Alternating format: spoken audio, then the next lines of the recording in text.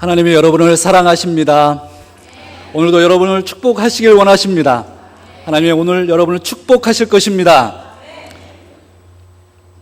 우리 주보에 보시면 오늘이 되게 중요합니다. 이제 처음으로 해보는 거니까 지난주 우리 암송 구절을 한번 암송하겠습니다. 못 외우신 분들은 보시고 하셔도 되겠고요. 암송하신 분들은 암송하시면 되겠습니다. 중심 되신 그리스도, 그런즉 누구든지 그리스도 안에 있으면 새로운 피조물이라. 이전 것은 지나갔으니 보라 새 것이 되었도다. 고린도 후서 5장 17절 말씀. 네, 이번 한 주간 동안 이 말씀 가지고 묵상하시면서 은혜 많이 받으셨죠? 예, 다음 주는 요 구절 가지고 여러분들 한 주간 보내시게 될 것입니다. 한번 같이 읽겠습니다. 중심 되신 그리스도, 내가 그리스도와 함께 십자가에 못 박혔나니 그런즉 이제는 내가 산 것이 아니요 오직 내 안에 그리스도께서 사신 것이라. 이제 내가 육체 가운데 사는 것은 나를 사랑하사 나를 위하여 자기 몸을 버리신 하나님의 아들을 믿는 믿음 안에서 사는 것이라. 갈라디아서 2장 20절 말씀. 한 주간 이 말씀 가지고 여러분은 묵상하시고 암송하시기를 바랍니다. The Dialogues라고 하는 책이 있습니다. 이 책은 대화편이라고 번역된 플라톤의 저서입니다.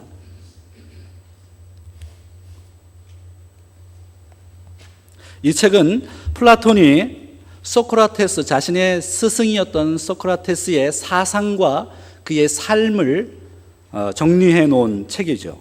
그 책에 여러 가지의 대화, 특별히 소크라테스의 그 대화들을 묶어서 책으로 편집해 놨는데, 특별히 플라톤이 그 중에서 소크라테스와 이 파이드로스가 대화하는 장면에서 이런 이야기를 했습니다. 이 마차와 그리고 마부의 비유를 통해서 이성과 감정, 이성과 우리의 마음을 비유해 놨습니다. 이 우리의 마음은 두 마리의 말과 같아서 이 말이 마차를 끄는 것과 같다라는 것이죠. 그러나 그 마차가 아무리 빨리 가고 잘 간다 하더라도 중요한 것은 그 위에 있는 마부가 어떻게 그 말을 움직이느냐에 따라서 그 말들은 갈 수밖에 없다는 것입니다. 그래서 이 마부는 이성을 설명하는 것이고 마차는 우리의 감정, 정욕, 그와 같은 마음들을 설명하는 것이었습니다. 감정과 욕망은 마부인 이성의 노예 상태에 있을 때만 안전하다라고 하는 논리를 설명하는 것이었죠. 지금 들으면 이 이야기가 우리가 다 알고 있는 이야기잖아요. 특별한 거 없는 것처럼 보이지만 사실 플라톤이 언제 사람이었는가를 이해한다면 굉장히 놀라운 이야기입니다. 플라톤은 지금부터 2500년 전의 인물입니다. 2500년 전에 이성과 감정, 이성과 마음을 이렇게 나누어 놨고 이 이성이 감정을 지배해야 된다는 것을 설명한 것은 굉장한 발견이라고 할 수 있습니다. 2500년 전에는 성경에 에스더와 느헤미야가 살았던 그런 시대입니다. 플라톤은 이런 얘기를 자주 했죠. 그래서 이성이여 감정을 통제하라. 이성이여 감정을 통제하라.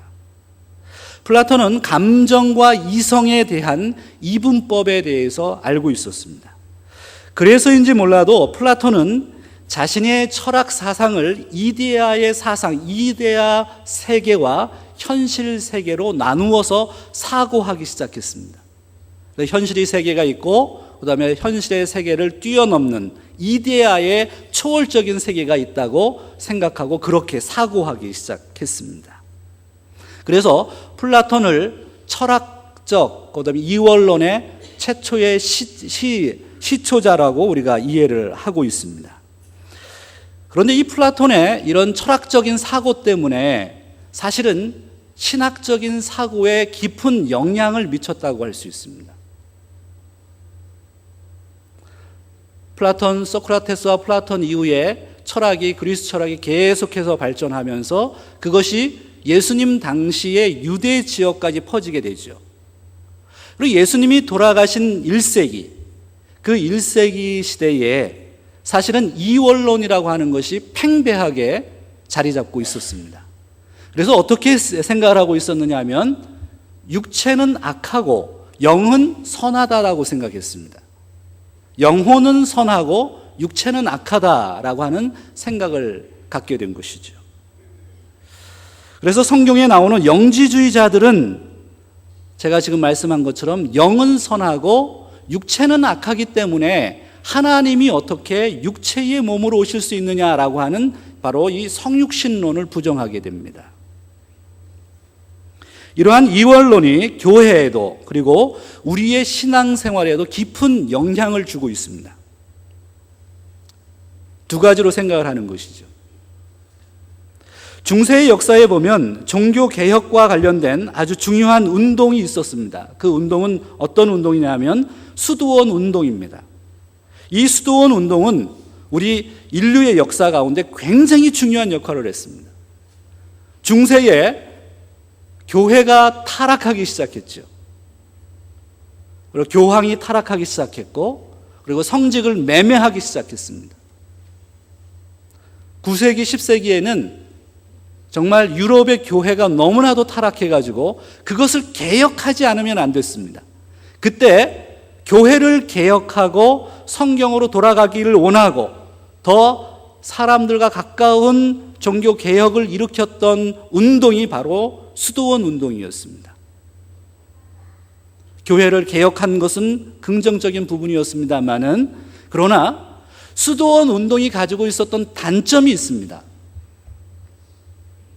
그 단점은 무엇이냐면 도시에서 산속으로 들어갔다는 것입니다. 세속과 담을 쌓기 시작했습니다. 세상과 담을 쌓기 시작했습니다. 그러한 영향이 개신교회도 그대로 잔존하는 것 같습니다. 오늘날 개신교회도 동일하게 세상은 악하고 교회는 선한 것처럼 이해할 때가 종종 있는 것 같습니다. 그래서 은둔 생활을 하고 금욕적인 생활을 하는 사람들은 더 영적으로 더 나은 단계에 있는 사람처럼 비춰지고, 세속에서 열심히 생활하는 사람들은 오히려 더 세속적인 사람처럼 비춰지게 이해되게 됐습니다. 수도원 운동의 그 최초의 창시자라고 할 수 있는 이 세인트 안토니라는 이 성 안토니는 북부 이집트에서 처음으로 바로 은둔 생활과 금욕적인 생활을 시작을 했습니다. 그것이 계속해서 영향을 미쳤습니다. 그래서 금욕적인 생활, 은둔 생활을 하는 것이 더 영적인 것으로 자꾸 생각하게 됩니다. 많은 교회들이 세상을 멀리 하는 것을 경건한 삶이라고 생각하는 것 같습니다. 오늘날도 21세기에 살고 있는 바로 오늘 우리도 동일하게 세상은 악하다라고 생각하고 교회는 선하다라고 생각합니다. 정말 그렇습니까?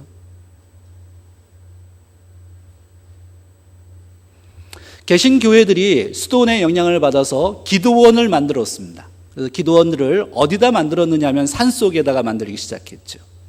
그래서 한국에 보면 70년대, 80년대에 기도원 운동이 굉장히 부흥을 일으켰습니다. 산속에서 금욕적인 생활을 하고 그곳에서 성경을 읽고 기도하면 더 영적인 사람처럼 비춰지게 하는 그런 오류를 범하기도 했습니다.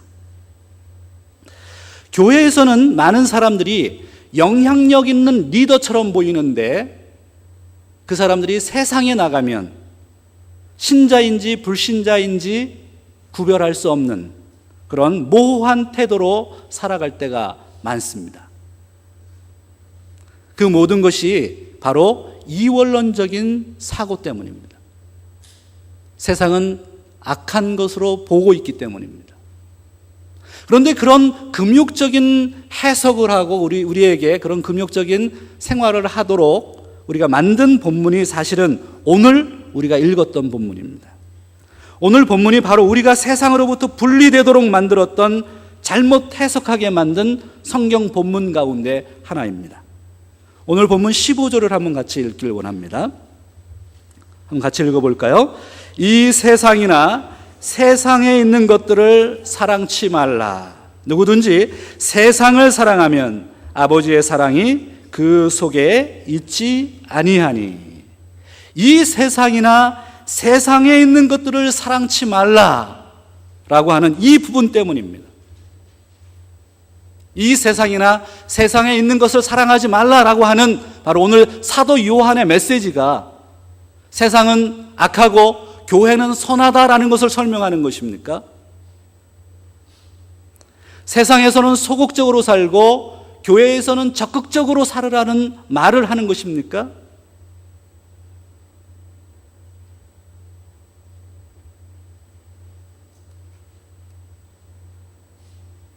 왜 세상에 있는 것들을 사랑하지 말라고 했을까요?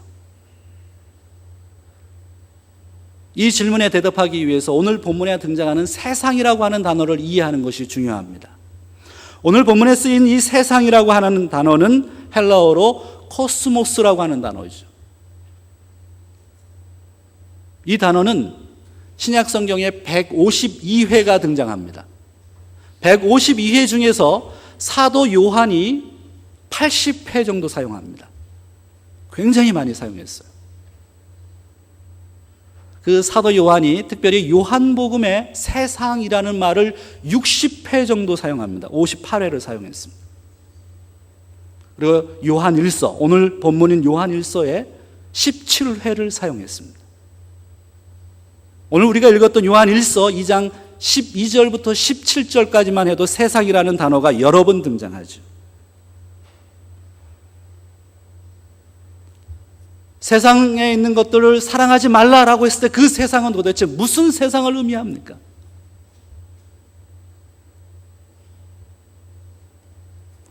많은 사람들이 이 세상을 잘못 해석해서 제가 서론적으로 얘기했던 그런 오류를 범하기 시작했던 것입니다. 어떤 사람은요, 이 세상을 하나님이 창조한 피조 세계라고 생각했습니다. 산이나 골짜기나 강물이나 개울이나 태양이나 달이나 별들과 같은 창조된 하나님의 세계로 이해를 했습니다. 그렇게 이해했기 때문에 세상을 사랑하지 말라라고 하는 그 개념으로 이해한다면 하나님의 피조 세계를 믿지 않는 것입니다. 부정하는 것입니다. 또 어떤 사람들은 이렇게 생각했습니다. 세상의 직업을 이라고 생각했습니다. 일상적인 삶, 세상의 직업을 바로 세상이라고 이해했습니다. 그렇다면 세상을 사랑하지 말라라고 하는 그 개념 때문에 세상의 직업을 무시하기 시작했습니다. 어떤 사람들은요, 세상의 직업은 천한 것으로 생각했습니다.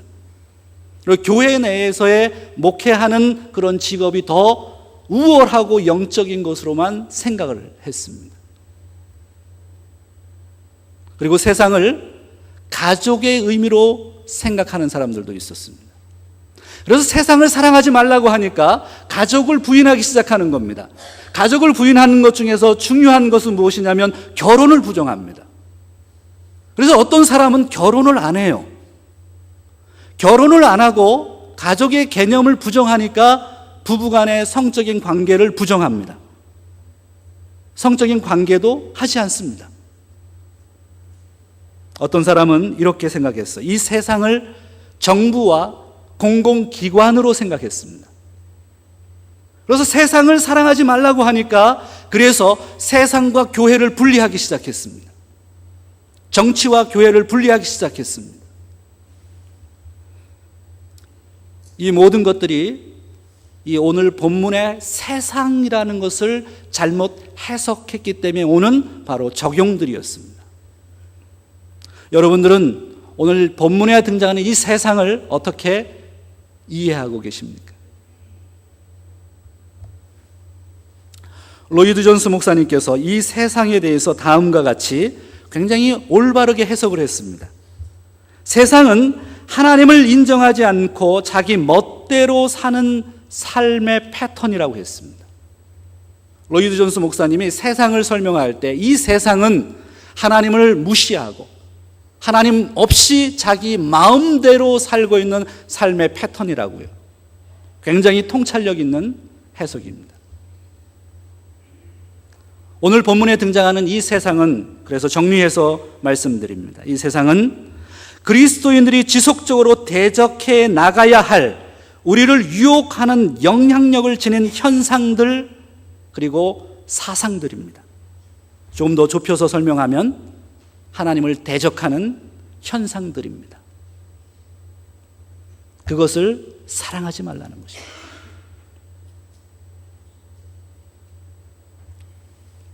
사도 요한은 세상을 사랑하지 말라고 하면서 오늘 본문에 이 세상에 대해서 이해하기 쉽게 세 가지의 예를 들어 주셨어요.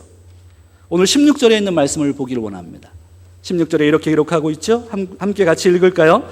이는 세상에 있는 모든 것이 육신의 정욕과 안목의 정욕과 이생의 자랑이니 다 아버지께로 쫓아온 것이 아니요 세상으로 쫓아온 것이라. 오늘 세 가지가 등장합니다. 육신의 정욕, 안목의 정욕, 그리고 이생의 자랑입니다. 이것이 바로 세상입니다. 근데 이 세 가지를 이해하는 것은 본문을 이해하는데 굉장히 중요합니다. 첫째, 육신의 정욕이 무엇입니까? NIV 성경과 킹 제임스 버전에는 이 부분을 좀 다르게 번역을 해놨습니다. sinful man이라고도 되어 있지만 lust라고 표현되기도 합니다. 육신의 정욕, 육신의 정욕이 무엇을 의미합니까? 정욕이라고 하는 이 헬라어 단어를 이해하는 게 중요해요. 에피디미아라고 하는 이 헬라어 단어는 죄악된 욕망을 의미합니다. 그때 사용하는 죄악된 욕망과 관련된 단어입니다. 그리고 육신은 감각적인 것을 의미합니다. 그래서 육신의 정욕이라고 하는 것은 바로 감각적인 정욕을 의미합니다. 우리는 감각을 가지고 있습니다. 세상 사람들은요, 육신의 정욕을 굉장히 중요한 가치로 여기고 생활을 합니다. 감각적인 것이 무엇입니까? 먹고 마시는 것입니다. 요즘 TV를 보세요. 세상 사람들을 보십시오. 전부 다 먹고 마시는 것에 얼마나 시간을 많이 투자하고 있는지 여러분이 아실 것입니다. 그리고 더 중요한 것 중에 하나는 바로 성적인 정욕입니다.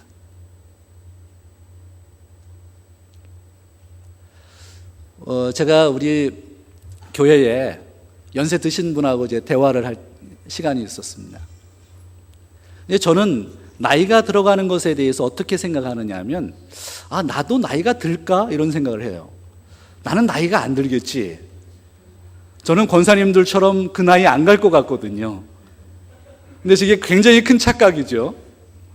그래서 제가 한번 이렇게 생각해 봤어요. 내가 만약에 나이가 들면 재미없을 것 같다. 지금은 젊으니까 달리기도 하고 내가 좋아하는 축구도 하고 가끔 골프도 치고 하는데 나이가 많이 들어서 무슨 재미로 사나 이런 생각했거든요. 근데 그분이 아주 통찰력 있는 얘기를 하셨어요. 무슨 얘기를 하셨느냐 하면, 목사님 모르는 소리 하지 마세요. 나이가 들면 육신의 정욕이 없어집니다. 그래서 굉장히 자유로울 수가 있습니다. 이 얘기를 하는데요, 눈이 번쩍 뜨이는 거예요. 나이가 들면 나이가 들수록 육신의 정욕이 없어진다고요. 그래서 저도 빨리 나이 들어도 괜찮겠다 이런 생각을 지금 하고 있습니다. 육신의 정욕이라고 하는 것은요, 우리가 뛸래야 뛸 수 없는 정말 중요한 것들입니다. 먹고 마시고 그리고 육체적인 성적인 관계를 하는 것. 이것 때문에 우리가 얼마나 고통당하고 있습니까? 세상을 가만히 살펴보면 세상은 육신의 정욕이라고 하는 가치관과 라이프 스타일 때문에 세상은 그것으로 벽처럼 두껍게 가치관이 형성되어 있어요. 두 번째는 안목의 정욕입니다. The lust of the eyes, 우리의 눈의 정욕. 이것은 무엇을 의미합니까? 외형적인 것을 추구하는 탐욕적인 생활 방식을 의미합니다. 외형적인 것을 추구해요. 눈은 화려한 것들을 쫓아갑니다. 어두운 색과 밝은 색이 있으면 우리 눈은 밝은 색을 쫓아가게 되어 있습니다. 우리는 화려한 것을 좋아합니다. 그래서요, 사람들은 화려한 옷을 입고 싶어 합니다. 화려한 집에서 살고 싶어 합니다. 더 멋진 자동차를 타고 싶어 합니다. 거기에 명예욕, 그리고 부자가 되고 싶어 하는 욕심이 세상의 가치관들입니다. 저는 미국에 와서 우리 한인분들을 이렇게 보면 한인분들이 가지고 있는 것 중에 하나가 그게 바로 에이시안의 컬처죠. 아시아 문화가 무엇이냐면 체면 문화가 있습니다. 이제 먹고 먹을 것도 없는데 집에는, 그런데 차는 뭐 타고 다녀야 돼요? 차는 BMW 타고 다니고 벤츠 타고 다녀야 되는 거죠. 집에는 뭐 먹을 거 없는데 내가 비즈니스 하니까 비즈니스 때문에 보여줘야 되니까 벤츠 같은 걸 타고 다니는 거예요. 그리고요, 집이 커야 돼요. 한국 사람들은 주로 큰 집을 욕심을 냅니다. 왜냐하면 그런 체면 문화가 있어요. 화려한 것, 성공적인 것, 부유한 것을 쫓아가게 만듭니다. 우리의 눈이. 그것이 바로 안목의 정욕이죠. 세 번째는 이생의 자랑입니다. 이 이생의 자랑 가운데 이 자랑이라고 하는 이 헬라어 단어가 굉장히 중요해요. 이 자랑이라고 하는 단어는 신약 성경에 딱 2번만 사용되는데 바로 오늘 본문과 야고보서의 허탄한 자랑이라고 하는 그때 쓰인 자랑입니다. 이것은 무엇이냐 하면 이생의 자랑은 뽐내고 과시하는 생활 방식을 의미하죠. 그래서 예를 들면 이런 것입니다. 학력을 자랑합니다. 나 어디 나왔어? 어디 출신이야? 나 서울대 나왔어? 나 카이스트 나왔어? 자기의 학력을 자랑하죠. 그리고 집안을 자랑합니다. 혈통을 자랑하고 출세를 자랑하고 자녀를 자랑합니다. 친분을 자랑합니다. 그리고 부유함과 성공을 자랑합니다. 사도 요한은 오늘 본문에서 육신의 정욕을 사랑하지 말라, 안목의 정욕을 사랑하지 말라, 이생의 자랑을 사랑하지 말라, 다시 말해서 세상을 사랑하지 말라고 말씀하고 있습니다. 세상을 사랑하니까 어떤 경우가 발생이 되느냐 하면, 어떤 결과를 우리가 갖게 되느냐 하면 세상에서 자꾸 실패하는 거예요. 자꾸 세상에서 실패해요. 세상에서 내가 작게 느껴지는 것입니다. 오늘 사도 요한은 왜 세상을 사랑하면 안 된다고 했을까요? 왜 세상을 사랑하지 말라고 했습니까? 오늘 본문 15절을 보시기 바랍니다. 15절에 이렇게 기록하고 있죠. 한번 같이 읽기를 원합니다. 이 세상이나 세상에 있는 것들을 사랑치 말라. 누구든지 세상을 사랑하면 아버지의 사랑이 그 속에 있지 아니하니. 세상을 왜 사랑하지 말라고 했습니까? 세상을 사랑하면 할수록 무엇이 없어진다고요? 하나님의 사랑이 없어진다는 거예요. 내 속에 세상에 대해서 자꾸만 사랑하고 거기에 쫓아가고 거기에 안목의 정욕을 쫓아가기 시작하면 내 속에 하나님의 사랑은 없어진다는 것입니다. 마태복음 6장 24절에 그래서 다음과 같은 말씀을 하셨습니다. 한 사람이 두 주인을 섬기지 못할 것이니 혹 이를 미워하며 저를 사랑하거나 혹 이를 중히 여기며 저를 경히 여김이라. 너희가 하나님과 재물을 겸하여 섬길 수 없다고 했습니다. 우리 인간은 유한한 존재입니다. 우리는요, 한계를 가지고 있는데 그 한계가 무엇이냐면 사랑에 대한 한계예요. 세상도 사랑하고 하나님도 사랑할 수 없습니다. 그것이 우리가 가지고 있는 한계입니다. 하나님도 사랑하고 아니야, 나는 괜찮아, 나는 마음이 넓은 사람이야, 세상도 사랑할 수 있어. 그것이 안 된다는 것입니다. 우리 인간은 사랑은 한 가지밖에 없다는 것입니다. 그래서 여러분, 제가 예를 하나 들어드리겠습니다. 아내 한 명만 사랑해야 됩니다. 옆에 있는 이웃집 여자를 사랑하면 안 됩니다. 그 옆집에 있는 아내도 사랑하면 안 됩니다. 다른 여자도 사랑하면 안 됩니다. 왜냐하면 사랑은 한 가지밖에 없습니다. 그것을 이해하셔야 됩니다. 만약에 여러 사람을 난 다 사랑할 수 있어 라고 하면 그것은 무슨 사랑이 되는 겁니까? 불륜이 되는 거죠. 하나님을 사랑하는 것, 그리고 세상을 사랑하는 것도 마찬가지입니다. 하나님을 사랑해야지 세상이 사랑스럽지 않게 보이시죠. 세상을 사랑한다면 하나님의 사랑이 그만큼 쇠퇴해 갈 것입니다. 하나님의 사랑이 없으면 우리는 공허하게 됩니다. 세상의 것이 우리를 만족시키지 못합니다. 그래서 우리는 세상에 살면서 좌절하고 낙심하며 살게 되는 것입니다. 이것이 바로 우리가 세상에서 살면서 좌절하는 이유입니다. 사랑이 없어지기 때문입니다. 예전에 한국에서 고위 공무원을 하셨던 분이 저희 교회에 출석하신 적이 있었습니다. 근데 이분은 어렸을 때부터 신앙생활을 하셨기 때문에 술, 담배는 전혀 안 하시는 분이십니다. 근데 직업이 공무원이니까, 공무원도 고위 공무원이니까 일주일에 회식 자리가 매일 있는 거예요. 근데 회식을 하면 어떻게 되죠? 술을 마셔야 되는 겁니다. 근데 그것이 자기에게는 너무나도 안 맞는 거예요.